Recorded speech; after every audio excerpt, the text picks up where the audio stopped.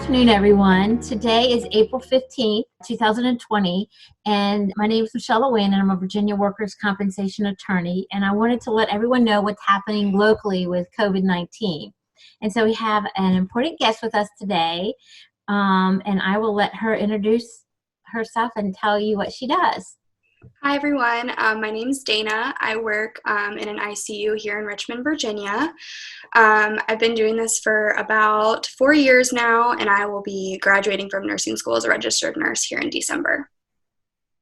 That's great. So why don't you tell us what the last few weeks have been like compared to what you used to do about a month or two ago?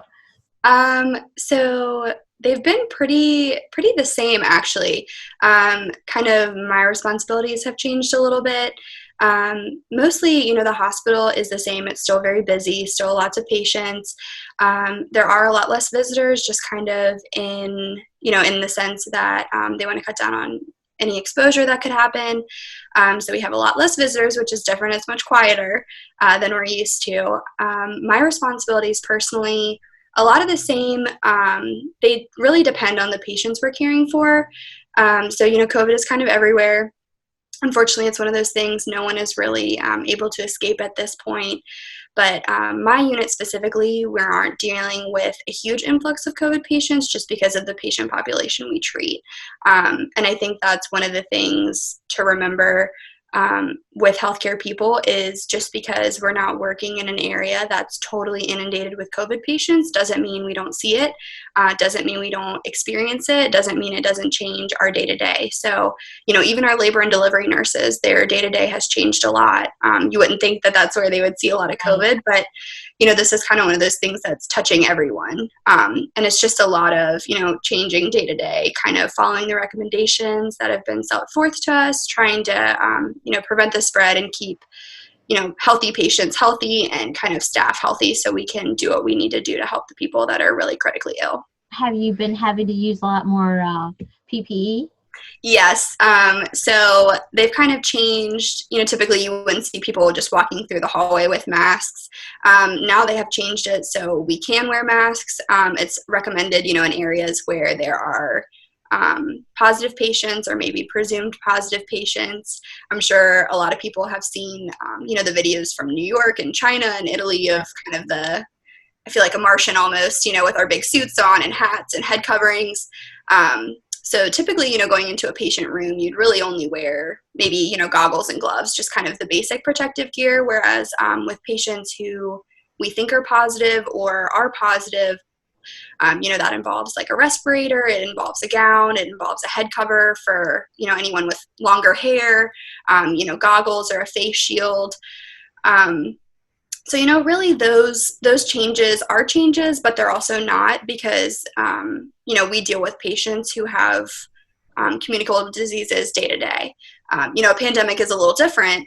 And, there's not a lot that we know right now. We're still kind of learning what's the safest and the best practice. But, so in a lot of ways it has changed, but it also hasn't. This is kind of what we do, Right. Well, is there a separate wing or something like that where you keep the COVID-19 patients? So some hospitals have started doing that. There's been a lot of talk about it. They have, because I think the thing too is, like hospitals still have patients who have cancer and who still have, immunosuppression diseases and, transplant patients. So really, I think what we're trying to do, and, I'm sure all hospital systems are trying to do, is really limit that exposure in terms of keeping those patients separate, and, dictating certain areas for them to stay in and, providers who are caring for those patients, really trying to keep them away from anyone who might be, immunocompromised or, our oncology patients are really vulnerable populations. So there are some changes in that aspect, but also it's important to remember we kind of have to, like, patients need what they need. So, when they need certain level of care, we kind of have to make that work. And, whether that means we have certain providers that don't go into those rooms anymore, or certain nurses that only care for those types of patients, those are kind of the changes that have been made. Again, just to be as safe as possible. Prevention is always the best, Right. the best medicine. Well, how do you feel about going to work? Are you nervous? I don't No, if I'm not nervous so much for myself. I think in one vein, this is something that we quote unquote signed up for. But at the same time, we don't know any more than really the public knows. So, every day we're learning. Every day there's more information on how it spreads and how long it can live on a surface and all these things. So really, I personally have been, trying to keep an open mind. I, do what they recommend, follow the recommendations. And, that's really all we can do, unfortunately, at this time is just kind of try to stay safe and, kind of what I tell everybody, get a lot of rest, drink a lot of water, eat your vitamins, social distance as much as that is a bummer. So Yeah. that's a big change for me. And what do you do? Do you have to do anything special when you go home, or how's it affecting who you live with? Yeah. So personally, I would say my work life has changed a little bit, but kind of not. My personal life, I will say, has changed a lot. And I think it would probably even if I wasn't a healthcare professional.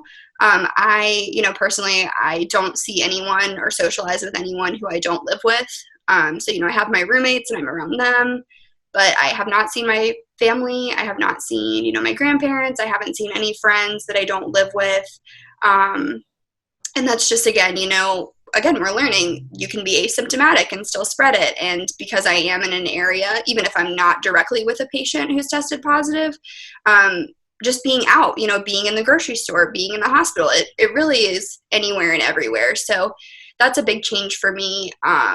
I wear disposable scrubs at work now. They go to be sterilized. I come in and I change my clothes. And then before I leave, I change again. And then when I come home, I actually kind of strip down when I come in the door, put those in a bag, throw them in the washing machine. And then, my shoes that I wear to work, those don't come in the house, which has been actually a practice I've always done. Just for, good measure. My shoes don't come in the house. And then kind of, I immediately wipe down my phone, my keys, my watch, my glasses, anything that I've worn in the hospital that I will, use around the house.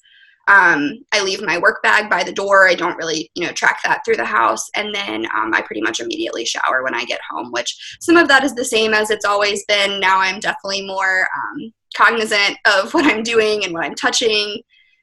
So that is a little change for me, and I think a lot of people are kind of practicing that just because it's good practice.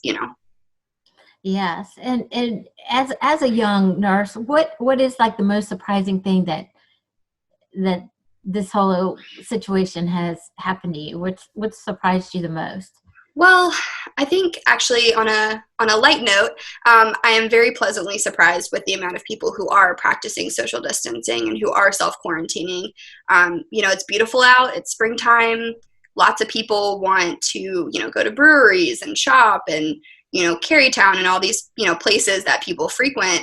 And I haven't seen a lot of that. And while that's a bummer because I miss it too, I'm really proud of people because, it's not easy. It's really not easy to be inside all the time and to not see your family or your loved ones.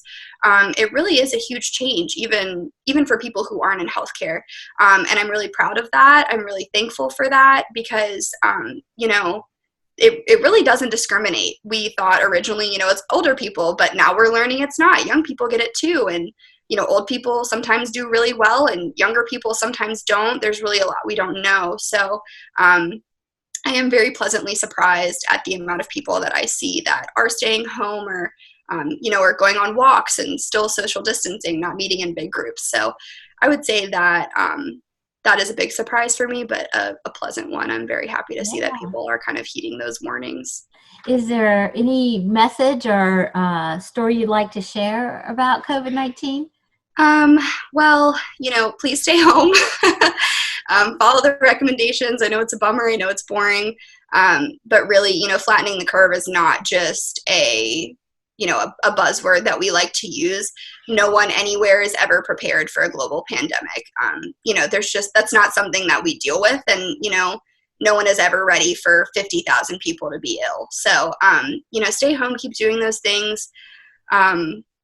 Really, for me, while there is a lot of sad stories coming out of it. There are a lot of positive stories. So, I think it's easy to get discouraged. We see a lot of, death tolls and this and that.